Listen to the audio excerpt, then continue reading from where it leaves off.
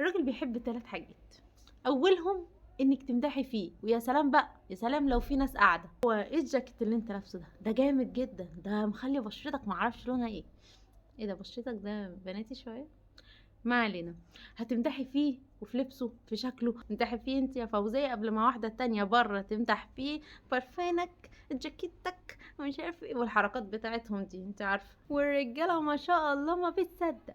يا سلام لو واحدة غريبة بقى مدحت فيه، يا سلام.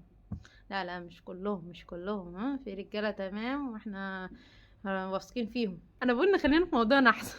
فلما تمدحي فيه الراجل هيفرح، هيفرح. اهم حاجة الفرحة تيجي من البيت. تاني حاجة بقى تعيشي جوه افكاره. متخافيش متخافيش، انا اتحمست شويه بس. يعني مثلا مهتمه بالكوره، اتفرجي معاه على الماتشات واعملي فشار بقى وعصير وظبطي بقى القعده. ممكن تقولي لي مش مهتم بالكوره، خلاص ممكن يكون مهتم بالجيم، فكري له في حاجات ياكلها بعد الجيم مثلا. يعني ممكن تجيبي له برده تيشيرت حلو كده علشان الجيم. طبعا ما تنسيش اول ما يجي قولي له ايه الفورمه الجامده دي. يبقى اول حاجه انك تمدحيه، تاني حاجه اللي انت تهتمي باهتماماته، تالت حاجه الاكل. يا جماعة الراجل بيحب الأكل، مش بالكمية، مش اللي هو بياكل كتير، لا بيحب الأكل.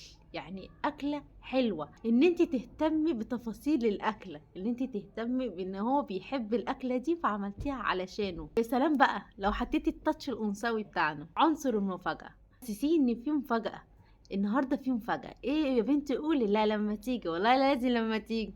ولما يجي يلاقي طبق كشري عادي جدا انتي عملتيه عشان هو بيحبه. بس في حاجه بتخلي الست بقى جو الستاتي قوي بقى ده، بتقع فيها الستات كتير، فبلاش انتي كمان تعمليها. ان لما يجي يخرجها وفرحان بالخروجه تقول له بصي الاكل ده دفعت فيه كذا، ده انا كنت عملته لك في البيت ما اعرفش بكام. طب ما كده مش هخرجك تاني، بدل انتي ست موفره كده وشاطره وهتعملي كل حاجه في البيت. لا خلي فيه يعني توازن في الموضوع ده. يا رب اكون كده لميت لكم كل حاجه الرجاله بتحبها، ولو ناقصني حاجه ممكن تكتبوها لي في التعليقات تحت. الناس اللي بتقول الفيديوهات ما بتوصلش، انتي مش مفعله زرار الجرس، لازم تفعليه وتبقي مشتركه في القناه علشان يجيلك كل جديد. بس كده، متنسوش اللايك وسلام.